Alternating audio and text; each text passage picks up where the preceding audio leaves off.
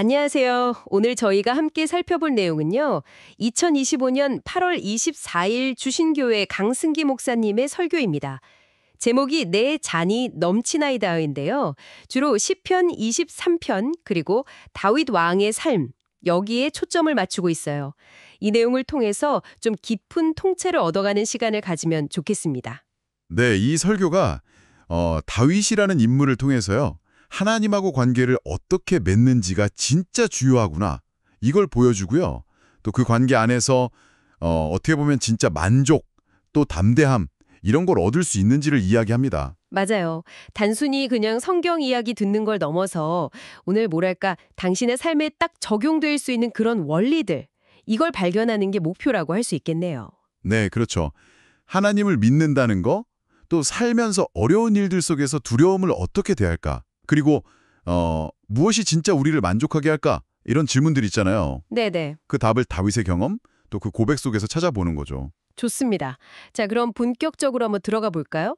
설교 시작은 다윗, 이 인물 자체에 딱 집중을 하더라고요. 목동에서 시작해서 이스라엘의 왕까지 된 대단한 사람이긴 한데 성경은 그의 성공보다는 하나님과의 그 관계, 여기에 더 주목하는 것 같아요. 맞아요.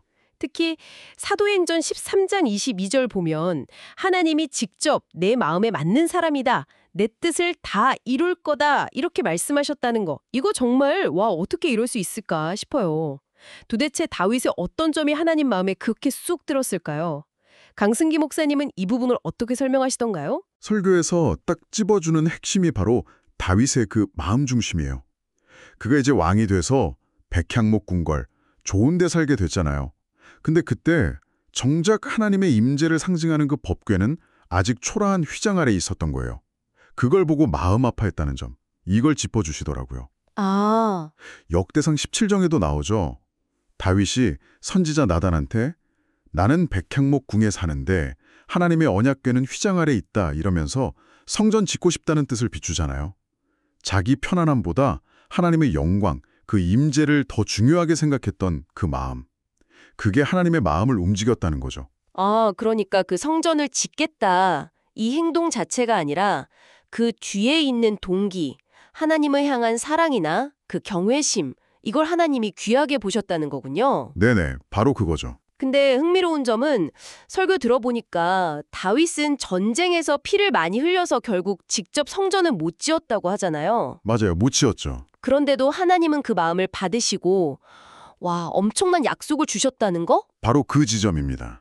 하나님께서 다윗의 그 중심을 딱 보시고 그와 아주 특별한 언약, 바로 다윗 언약, 이걸 맺으시는 거죠.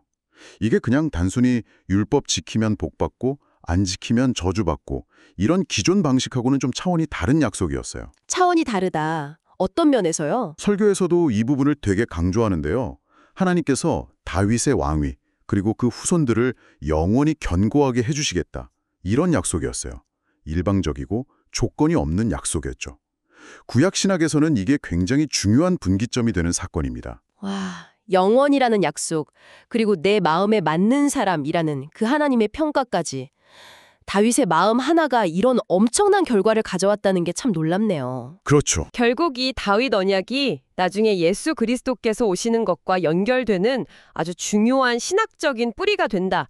이렇게 설교는 설명하고 있고요. 맞습니다. 자신의 편안함보다 하나님이 계실 곳, 이걸 먼저 생각했던 마음이라 어쩌면 이게 오늘 우리에게도 시사하는 바가 클 것 같아요. 그렇습니다. 강승기 목사님은 바로 그 마음의 중요성을 설교 내내 계속 강조하세요. 우리의 어떤 행동이나 업적, 그 이전에 우리 마음 중심이 어디를 보고 있느냐. 이게 하나님과의 관계에서 가장 본질적인 요소다. 이런 메시지죠. 다윗의 경우가 그 마음이 얼마나 큰 축복으로 이어질 수 있는지 보여주는 아주 강력한 예시가 되는 거고요. 자, 그럼 이 하나님의 마음에 합한 다윗이 쓴 시편 23편으로 넘어가 보죠. 아마 제일 유명하고 사랑받는 시편 아닐까 싶은데요. 첫 구절부터가 아주 강력합니다. 여호와는 나의 목자시니 내게 부족함이 없으리로다. 네. 다윗 자신이 목동 출신이었다는 그 배경이 이 고백에 뭔가 특별한 깊이를 더하는 것 같아요.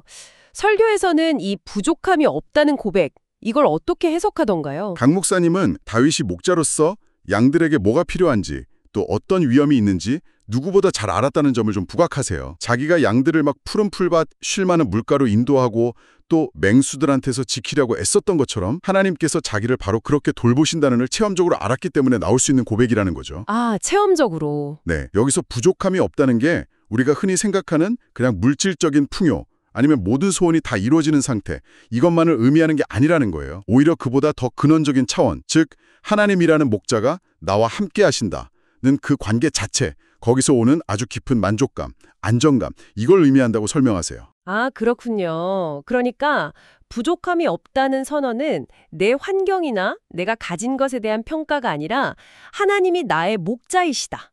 이 관계 설정에 대한 확신, 그 결과라는 말씀이시네요. 정확합니다. 생각해보면 세상적인 기준으로 볼 때 다윗의 삶은 부족함 투성이었잖아요. 사울한테 막 쫓겨다니고 아들한테 배신당하고. 그랬죠. 고생 많이 했죠. 그런데도 부족함이 없다고 고백할 수 있었던 힘은 바로 그 관계에 있었다. 이런 얘기네요. 맞습니다. 설교에서는 그 누가복음 5장에 나오는 베드로 이야기도 예로 들어요. 밤새도록 고기 한 마리 못 잡았던 베드로가 예수님 말씀대로 금을 던졌다가 배가 막 가라앉을 정도로 고기를 잡잖아요. 네, 엄청난 기적이죠. 보통 사람 같으면 엄청 기뻐했을 텐데 베드로는 예수님 앞에 그냥 엎드려서 주여 나를 떠나소서 나는 죄인입니다 이렇게 고백하거든요. 물질적인 성공이 그에게 만족을 준 게 아니라 그 기적을 통해서 아, 예수님이 이런 분이시구나 깨닫고 자기 자신을 보게 된 거죠. 아, 감 목사님은 이처럼 진짜 만족은 뭘 많이 가졌느냐, 뭘 이루었느냐가 아니라 하나님과의 관계에서 온다. 이 점을 강조하시는 겁니다. 세상의 성공이나 물질로는 채워지지 않는 근원적인 만족감, 그게 있다는 거군요. 근데 설교에서는 한 걸음 더 나아가서 오늘 우리가 다윗보다 더 유리한 조건에 있다. 이렇게 말한다고 들었어요. 예수 생명이라는 개념으로 설명하신다던데 이건 어떤 의미인가요? 네, 그 부분을 좀 주목할 필요가 있는데요. 강승기 목사님은 다윗 시대에는 하나님과 인간의 관계가 이제 목자와 양 이렇게 비유될 수 있었다면 예수 그리스도 이후 시대를 사는 우리는 성령을 통해서 예수 생명, 말 그대로 그리스도의 생명이 우리 안에 거하는 경험을 할 수 있다. 이렇게 설명하세요. 그리스도의 생명이 우리 안에. 네, 이게 하나님과의 관계에 있어서 다윗이 누렸던 것보다 훨씬 더 직접적이고 더 친밀한 그야말로 최절정의 관계를 가능하게 한다는 거죠. 그렇기 때문에 우리가 누릴 수 있는 만족과 확신의 차원도 다윗의 부족함 없음을 넘어설 수 있다. 이런 이야기입니다. 와, 그러니까 다윗도 정말 위대했지만 예수님 이후 시대를 사는 우리에게 주어진 은혜가 훨씬 더 크다. 이런 격려의 메시지네요. 맞습니다. 그런 격려가 담겨 있어요. 그렇군요. 다윗의 고백도 대단하지만 우리는 그리스도를 통해 그보다 더 깊은 차원의 관계, 만족을 누릴 잠재력이 있다. 그런 말씀이시네요. 이어서 2절, 3절을 보면요. 그가 나를 푸른 풀밭에 누이시며 쉴만한 물가로 인도하시는도다. 내 영혼을 소생시키시고 자기 이름을 위하여 의의 길로 인도하시는도다. 이 구절들은 하나님에 대한 정말 절대적인 신뢰를 보여주는 것 같습니다. 그렇죠. 단순히 먹을 거, 마실 거 주시는 분을 넘어서서 내 영혼의 회복, 또 올바른 길로 인도하는 것까지 다 책임지신다. 이런 믿음이 느껴져요. 여기서 중요한 건 그가, 즉 목자이신 하나님이 주체라는 점이에요. 양은 혼자서는 푸른 풀밭이나 쉴 만한 물가를 찾기 어렵잖아요. 네, 그렇죠. 목자의 인도가 꼭 필요하죠. 다윗은 하나님께서 자기 필요를 다 아시고 가장 좋은 걸로 채우시고 또 지친 영혼을 회복시키시는 분이다. 이걸 확신했던 거죠. 특히 자기 이름을 위하여 의의 길로 인도하신다 이 표현. 이건 하나님께서 당신의 명예를 걸고 우리를 가장 선하고 바른 길로 이끄신다는 아주 강력한 보증으로 해석할 수 있어요. 내가 뭐 잘나서가 아니라 하나님의 그 신실하신 성품 때문에 그 인도를 믿을 수 있다. 이런 거죠. 아, 하나님의 명예를 걸고 그 신뢰의 절정은 아마 4절에서 나타나는 것 같아요. 내가 사망의 음침한 골짜기로 다닐지라도 해를 두려워하지 않을 것은 주께서 나와 함께 하심이라. 주의 지팡이와 막대기가 나를 안위하시나이다. 사망의 음침한 골짜기. 이 말만 들어도 좀 오싹한데 다윗은 실제로 그런 위협을 수없이 겪었잖아요. 네, 그렇죠. 사울 왕의 창을 피하고 광야에서 숨어 지내고 전쟁터를 누비고 그런 경험 속에서 나온 이 고백. 이걸 통해 강승기 목사님은 무엇을 강조하실까요? 설교는 이 구절을 통해서 믿음과 두려움의 심, 이 관계를 아주 정면으로 다룹니다. 진짜 믿음이 있다면 두려움은 같이 있을 수 없다. 이걸 분명히 하세요. 왜 두려워하지 않을 수 있냐? 그 이유가 뭐냐? 주께서 나와 함께 하시기 때문이다. 이 확신 때문이라는 거죠. 함께 하신다는 확신. 네. 즉 두려움이나 의심이 있다는 건 아직 하나님과의 관계, 그분이 나와 함께 하신다는 그 믿음이 온전하지 않다는 증거다. 이렇게 지적하세요. 믿음이라는 건 그냥 하나님 계시겠지 이 정도의 막연한 생각이 아니라 그분이 지금 나와 함께 하신다. 이걸 실제적으로 아는 거라는 거죠. 굉장히 흥미로운 비유를 사용하셨다고 들었어요. 우리가 스트레스 받으면 몸이 바로 반응하잖아요. 소화가 안 되거나 머리가 아프거나. 네, 그렇죠. 바로 나타나죠? 그것처럼 하나님의 은혜가 충만할 때도 단순히 머리로 아는 걸 넘어서 온 몸으로 평안함과 확신이 느껴져야 한다. 이렇게 말씀하셨다면서요. 스트레스 반응처럼 은혜의 반응도 뚜렷해야 한다. 이게 어떻게 두려움 극복이랑 연결될까요? 네, 강 목사님이 그 점을 굉장히 생생하게 설명하세요. 스트레스가 신체 증상으로 나타나듯이 하나님의 말씀과 성령이 우리 안에 충만하게 거하시면 그 결과로 나타나는 가장 분명한 증상이 바로 두려움이 사라지고 깊은 평안과 확신이 찾아오는 거다. 이렇게요. 증상이요? 네. 뭐랄까 그냥 감정적인 위로나 긍정적인 생각하고는 좀 다른 차원이라는 거예요. 마치 어둠이 빛 앞에서는 힘을 잃어버리잖아요. 그런 것처럼 하나님의 임재에 대한 실제적인 경험이 두려움이라는 감정을 그냥 압도하고 소멸시킨다는 의미죠. 온 우주 만물을 만드시고 모든 상황을 주관하시는 하나님이 나와 함께 하시는데 내가 뭘 두려워하겠냐 이런 담대함이죠. 이게 지식적인 동의를 넘어서는 체험적인 확신에서 나온다는 겁니다. 그렇다면 그 확신은 어떻게 얻을 수 있을까요? 그냥 믿습니다 외친다고 두려움이 싹 사라지는 건 아닐 텐데요. 설교에서는 요한복음 15장 7절 말씀을 핵심 열쇠로 제시합니다. 너희가 내 안에 거하고 내 말이 너희 안에 거하면 무엇이든지 원하는 대로 구하라. 그리하면 이루리라. 그 말씀. 네, 즉 하나님의 말씀이 내 안에 살아 움직일 때 그 말씀을 붙들고 기도하는 것, 이것이 두려움을 이기고 하나님의 역사를 경험하는 통로라는 겁니다. 중요한 건 내 말이 너희 안에 거하면 이 조건이에요. 말씀을 그냥 피상적으로 아는 걸 넘어서서 그 말씀이 내 생각과 마음을 지배하고 삶의 기준이 될 때 그 말씀에 근거한 기도는 강력한 힘을 발휘한다는 거죠. 말씀을 붙들고 기도하는 것. 네, 그래서 의심이 들 때는 그 의심이 사라지고 확신이 생길 때까지 말씀을 붙들고 기도하라고 권면하세요. 예를 들어서 여호와는 나의 목자시니 내게 부족함이 없으리로다. 이 말씀을 내 상황에 맞게 딱 붙잡고 선포하면서 기도할 때 그 말씀대로 이루실 하나님을 신뢰하면서 두려움을 떨쳐낼 수 있다. 이런 이야기입니다. 말씀을 붙들고 의심 없이 기도하는 것. 이게 두려움을 이기는 실질적인 방법이군요. 그리고 설교의 또 다른 중요한 축이 오직이라는 개념이라고 하셨죠? 이건 어떤 맥락에서 강조되는 건가요? 네, 맞아요. 강승기 목사님은 신앙의 어떤 순수성 그리고 집중 이걸 강조하시면서 오직이라는 단어를 반복해서 사용하세요. 우리 신앙이 흔들리지 않으려면 그 중심에 오직 하나님, 오직 예수 그리스도, 오직 성령의 역사 이것만이 있어야 한다는 겁니다. 오직. 네, 세상적인 가치관이나 방법, 지혜 같은 것들이 신앙에 막 섞여 들어오면 믿음은 변질되고 힘을 잃게 된다. 이렇게 경고하세요. 예를 들어서 두려움을 느낄 때 세상적인 방법이나 사람을 의지하는 게 아니라 오직 하나님만이 나의 피난처이시다. 이걸 고백하고 의지해야 한다는 거죠.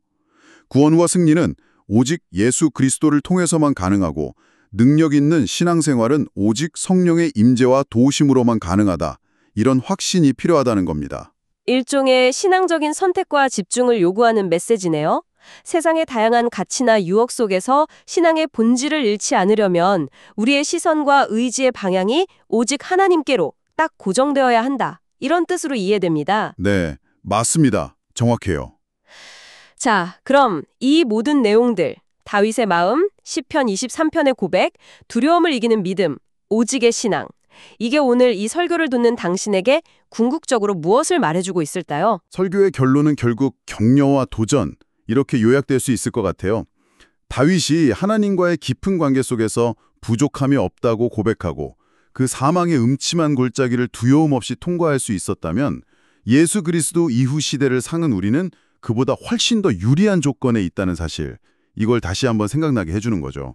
우리가 더 유리하다. 네, 우리에게는 다윗이 알지 못했던 예수 생명, 그리고 우리 안에 거하시는 성령님이 계시기 때문이죠.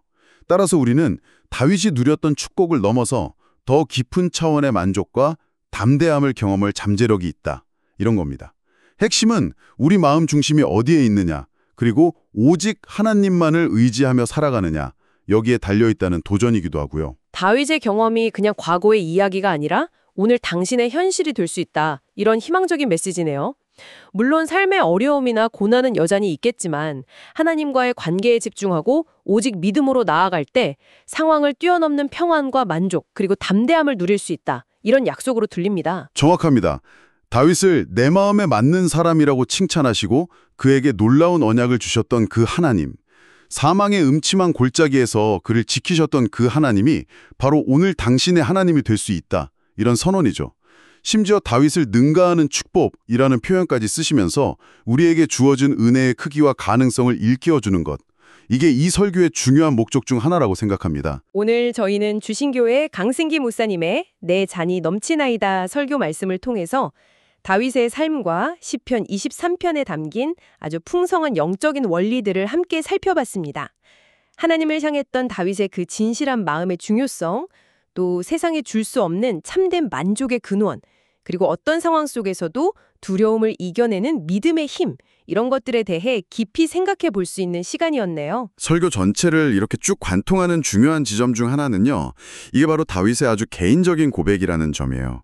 그는 여호와는 우리의 목자시니 이렇게 말하지 않고 여호와는 나의 목자시니라고 선언하거든요. 아, 나의. 네. 하나님과의 관계는 이처럼 지극히 개인적이고 또 실존적인 차원에서 경험되어야 한다는 걸 보여주는 거죠. 그래서 오늘 당신께서 이 내용을 다시 한번 생각해 보시면서 한번 스스로에게 질문을 던져보시면 어떨까 싶어요. 나에게 하나님은 진정 나의 목자이신가?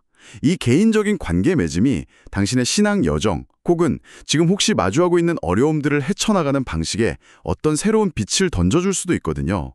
다윗처럼 당신의 삶에서도 내 잔이 넘치나이다 이런 고백이 울려 퍼질 수 있을지 한번 깊이 고민해보는 계기가 되기를 바랍니다.